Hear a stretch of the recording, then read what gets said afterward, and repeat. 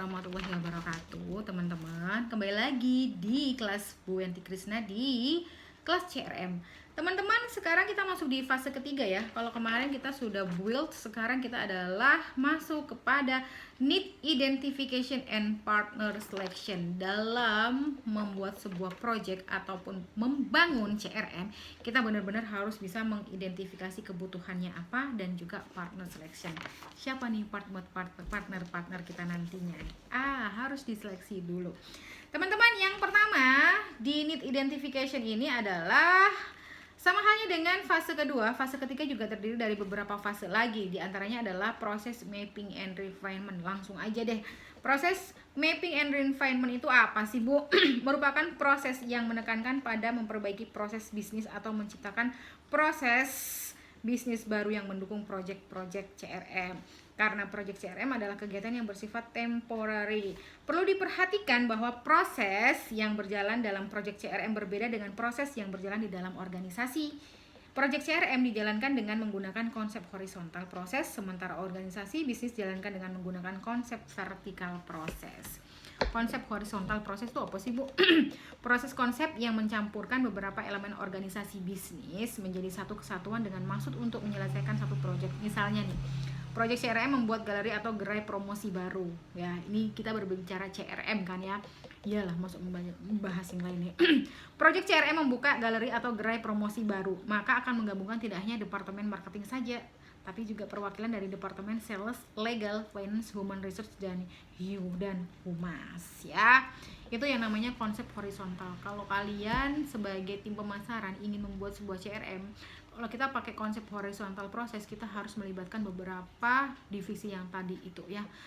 Itu dalam konsep horizontal. Tapi kalau umumnya proses vertikal, itu kita hanya merupakan konsep yang menjalankan fungsi departemen dan seluruh divisi di dalamnya untuk membantu organisasi bisnis mencapai visi dan misinya. Departemen marketing dan jajarannya dalam membantu organisasi untuk terus tumbuh dan berkembang semaksimal mungkin, menjalin dan mengedepankan hubungan ke pelanggan dan supplier, vendor, partner bisnis. Jadi tidak bersama divisi-divisi yang lain, tapi lebih kepada eksternal, misal ke supplier, vendor, dan partnernya. Eksternal ya, antara marketing dan eksternal vendor, supplier, dan lain sebagainya. Kalau yang horizontal itu kan dengan divisi-divisi yang lainnya. Itu ya, ketika kita sudah masuk di fase ketiga itu, yaitu need identification dan partner selection, siapa yang akan kita ajak untuk bekerja sama. Nah, di fase ini sebenarnya itu ada yang namanya luaran atau outputnya gitu ya. Ketika kalian sudah membuat sebuah rancangan ya, siapa sih yang akan kita ajak partner, bagaimana sih nanti prosesnya gitu ya, itu akan keluar dalam bentuk flowchart ya. Flowchart itu seperti apa? Nanti saya kasih gambarnya. Jadi flowchart merupakan bentuk proses mapping umum yang dipakai oleh CRM Project Planner sebagai rujukan untuk memastikan proses CRM project berjalan sesuai dengan alurnya. Ya, flowchart. Flowchart adalah tahapan dari awal hingga akhir dalam satu proses yang menggambarkan sub-sub proses apa saja yang terjadi di dalam proses tersebut.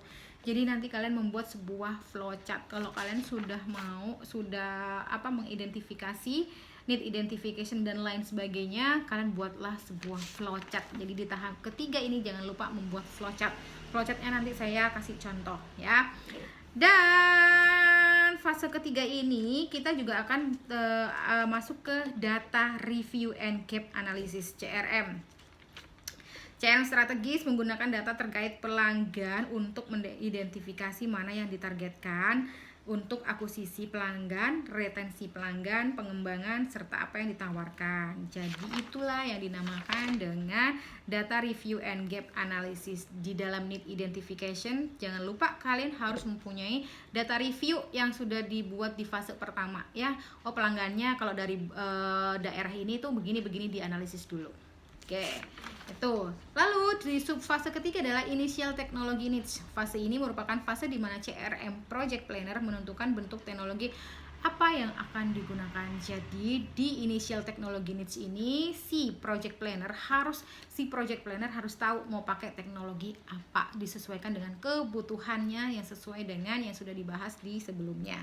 Yang selanjutnya adalah setelah initial, banyak banget ya. Oh ya, saya pengen kalian ngasih contoh saya by lisensi CRM. contoh-contoh di luar seperti apa ya. Oke, itu aja. Oh, dan ada fase yang selanjutnya adalah write request for proposal and call for proposal. Tahapan ini menekankan pada bagian CRM project, planner meminta bantuan dari pihak luar atau pihak ketiga untuk membantu kelancaran project. Pihak ketiga dimaksud berupa konsultan, auditor. Ketika kalian seorang project planner, itu kan biasanya cenderung ya nggak akan digarap-garap sendiri ya, pasti kadang itu bahkan banyak yang memakai jasa konsultan. Itulah yang dinamakan subfase yang ada di write request for proposal and call for proposal. Dibaca lagi. Oke, yang terakhir di subfase ini adalah kita membicarakan assessment and partner selection. Fase ini menekankan pada pemilihan beberapa kandidat yang telah diundang pada fase sebelumnya. Kan tadi kalian mau memilih partnernya dengan siapa ya kalau eksternal, mau vendor, supplier, terserah.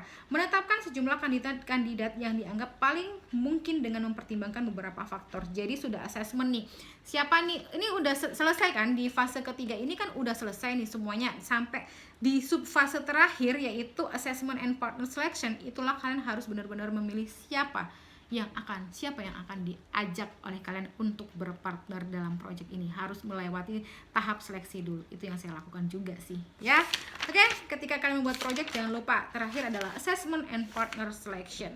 Baik, thank you, terima kasih banyak untuk di chapter yang ke-5 part 2. Wassalamualaikum warahmatullahi wabarakatuh. Wassalamualaikum warahmatullahi wabarakatuh. Lanjut ke fase keempat ya kan, di video selanjutnya.